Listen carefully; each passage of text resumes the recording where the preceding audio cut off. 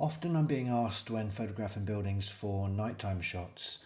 These can be fun to shoot, but they do require a lot of care in preparation and execution to create strong images that have a nice balanced exposure and hopefully work well for my clients. This clip will highlight some of the process that I go through and give us an idea of what goes into making these images. We all like images that come straight out of the camera looking good, but as with a lot of architectural photography, attention to detail in editing is going to really set the images apart. Okay, so here are a few examples I've quickly selected from some completed jobs, and I've got better at doing these nighttime shots with practice on some of these projects. Here there's the Riverside Museum in Glasgow, albeit with a shopping trolley in front. A new research facility at Edinburgh University, a couple of hotels and some new housing. From my experience, for a good twilight shot, it's important to capture a sequence of shots as the light fades that allows for a building, its mass and form, any interior lighting and activity, and the surrounding environment and sky to be correctly rendered. The final image being built up in layers of various elements from these exposures. This is about giving a sense of a scene as my eye records what's going on when I'm stopping and looking closely at the building, its design and how it works at night. So I'm wanting to get as much detail as possible into the image. If I now change to another folder in Lightroom, and for this scene I'm using my typical setup, shooting with a Nikon D810 camera, a 24mm tilt shift, and mostly editing in Lightroom and also in Photoshop. So this is a recent example of how I worked up a nighttime shot of the new Radisson Red Hotel in Glasgow. I've recently completed all the editing to a series of images. If I go back into Lightroom and into a different folder, I can run through some of these images. So firstly, there's the final edited nighttime shot. I'll come back to here. This is it once all the editing's been complete, and a very similar angle at daytime. Another one giving a bit more context, a slightly different angle, and some closer up elevation views.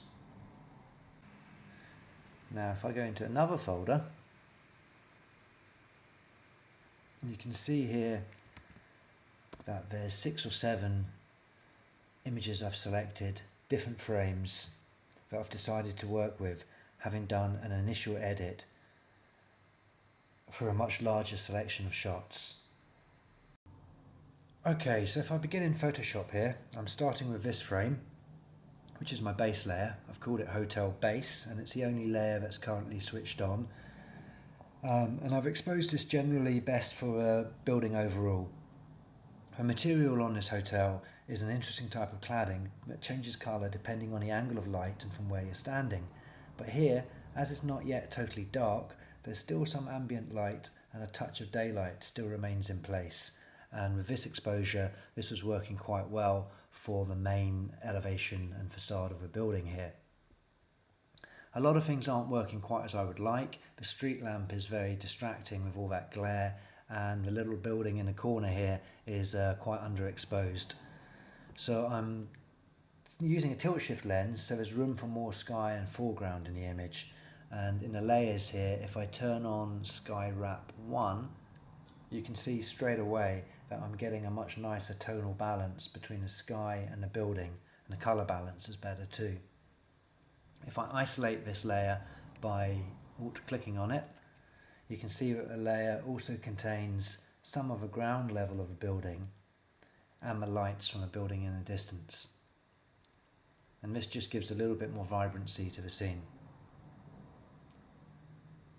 So again, if I isolate the sky layer and go into a mask settings for a mask I created, you can reduce the density right down of that mask, and you can see the frame here has basically been taken with a shift mechanism pushed right up on the lens just to give more height and allow some of the sky to come into the scene.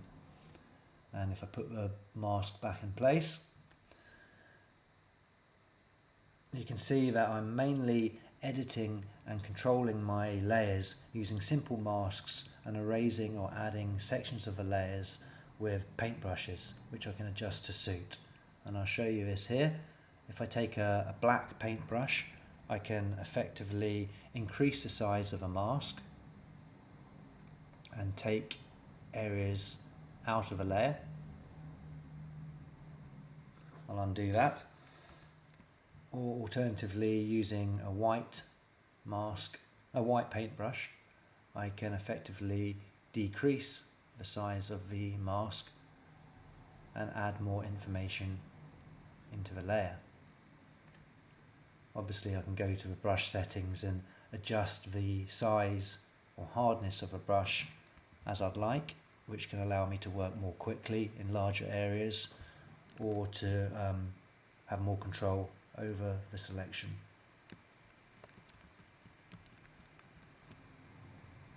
So I've had to be careful here at the corners where the glass allows the sky to be seen behind the building. If I turn on the base layer again, you can see that I've had to carefully mask these areas so as to retain information in the sky. So already the image is beginning to come together, and I've now really just got to add a few more layers into the scene, and I'll run through that quickly to give you an idea of what I'm doing here. There's a layer called Additional Sky, but if I turn that on, that has basically removed some of the worst of the glare from that lamp, and a couple of other layers have adjusted. I've copied that lamp and moved it slightly so as it's not distracting and impacting quite as much on the building. I've also created a group of layers called cladding, that if I turn that on,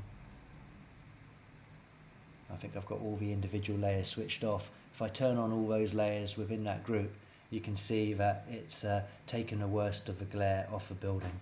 And this is just by copying elements of the cladding from this part of the building and copying them and adjusting them so that they cover up all that glare. So that's pretty much the bulk of the work that I've done to get the sky and the building working nicely together. I've now really just got to add in a few more layers, and you can see here by adding in a foreground layer, and if I go into the mask here, I can isolate that layer, and that's been created in exactly the same way. You can see that I've just simply masked out most of the frame so as to get the exposure right in the foreground. If I go back into my layers and I'll turn on all of these layers, I then just got to add some trails, some car trails into the scene.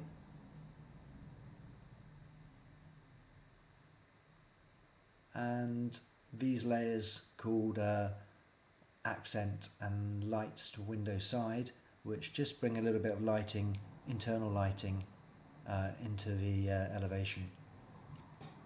And lastly, I've added some lights to the front of a building from some different exposures, and this just really finishes off the front of a building and makes the building have a bit more impact in the scene. So that's about it.